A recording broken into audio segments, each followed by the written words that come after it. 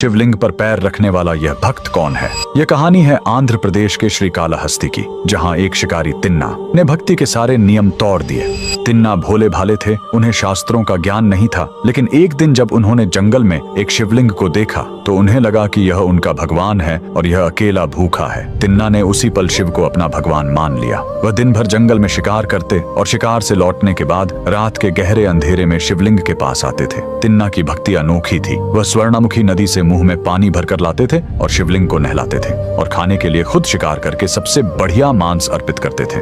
मंदिर के पुजारी सुबह सुबह आते तो देखते शिवलिंग पर मांस के टुकड़े और जूठन पड़ी है। पुजारी कन्नप्पा की इस अपवित्र पूजा से बहुत दुखी थे और बार बार मंदिर साफ करते थे। उन्होंने दुखी होकर भगवान से गुहार लगाई कि यह घिनौना काम कौन कर रहा है। तब एक रात भगवान शिव ने पुजारी को सपने में दर्शन दिए और कहा, घबराओ नहीं, कल तुम छिप कर देखना, मैं तुम्हें उस भक्त की सच्ची भक्ति दिखाऊंगा। अगली रात पुजारी छिप कर देख रहे थे। कन्नप्पा अपनी रोज की तरह पूजा करने आए। तभी शिवलिंग की दाईं आंख से अचानक खून बहना शुरू हो गया। कन्नप्पा घबरा गए। उन्होंने जड़ी बूटियां लगाई, लेकिन खून नहीं रुका। अंत में उस अनपढ़ भक्त को एक ही रास्ता सूझा, आंख के बदले आंख। बिना किसी दर्द या संकोच के उन्होंने अपना तीर लिया और अपनी दाईं आंख निकालकर शिवलिंग की आंख पर लगा दी। चमत्कार, खून तुरंत रुक गया, लेकिन तभी शिवलिंग की बाईं आंख से भी खून बहना शुरू हो गया। कन्नप्पा समझ गए कि अब उन्हें अपनी दूसरी आंख भी देनी होगी, मगर उन्होंने सोचा, दूसरी आंख निकालने के बाद मैं देखूंगा कैसे कि आंख को सही जगह कहाँ लगाना है। तब उन्होंने अपनी दूसरी आंख निकालने से पहले शिवलिंग की आंख पहचानने के लिए अपना पैर शिवलिंग पर रख दिया। भक्ति के इस चरम बलिदान को देखकर पुजारी की आंखें फटी रह गईं। भगवान शिव साक्षात प्रकट हुए।